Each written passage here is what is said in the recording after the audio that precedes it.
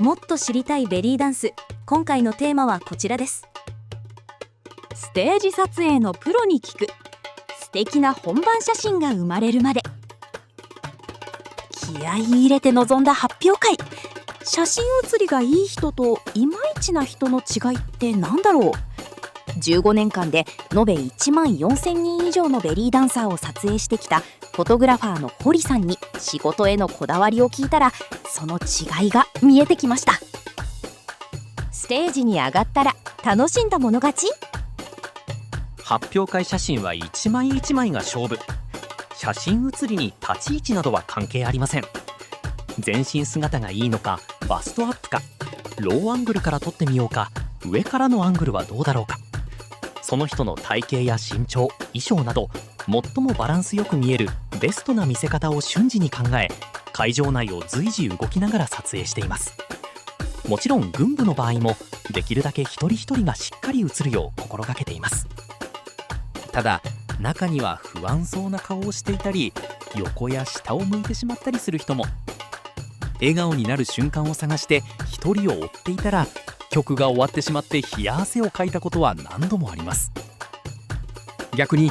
見て見て、やれることはやったし、あとは楽しんじゃおうという人は表情も生き生きとして、踊りの上手下手に関係なく写真的に自然と撮影枚数が多くなってしまいますね。もともと人を撮るのは大の苦手。20代の頃は書店の店長をしながら趣味で月1回の写真教室に通い、もともと好きだった車やオートバイの写真ばかり撮っていました。ある時先生から人物撮影にも挑戦するよう勧められたのですが、そもそもモデルを頼めるような友達なんていない。そこでコスプレイヤーさんやアイドルの撮影会に参加してみたところ、誰でも撮れる写真、自分がどこにもないと酷評されてしまいました。彼女たちは撮影されるのに慣れているから、撮ってほしい角度やポージングを分かっている。僕はシャッターを押すタイミングまで見事に誘導されていたことに気づきました。さらに初めてベリーダンスに出会ったのもこの頃のこと。さまざまなジャンルのミュージシャンやダンサーが即興で演奏や踊りを披露するイベントに参加したところ、たまたまベリーダンスのパフォーマンスを目にして、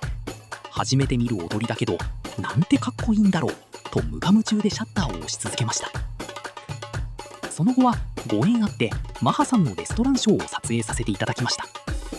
たった1メートル四方の小さなスペースで踊るマハさんからは、来てくれてありがとうというおもてなしの気持ちやお客さんへの愛があふれていて、やはり撮影しながらとても感激したことを覚えています。撮影した写真をダンサーさんに見せたところ、そこにいないし見ていないのに場面を想像できる、写真ってすごいという感想をもらってとても嬉しかった。写真教室の先生からは、チャレンジは常に大切で、考えて一枚一枚シャッターを切りなさいという貴重なアドバイスをいただきました。撮影後はセレクトにセレクトを重ねて、やがて発表会やショー、ベリーダンス撮影の依頼が次第に増えていきました。とはいえ最初の頃は、なんでこんな写真を撮ったのとダンサーさんから直接ダメ出しを受けることも多かったですよ。彼女たちから学んだのは、写真をセレクトすることの大切さ。表情は、髪の毛は、衣装がはだけていないか、二重顎に見えないか、良くない形でお肉が写っていないか、エトセトラ。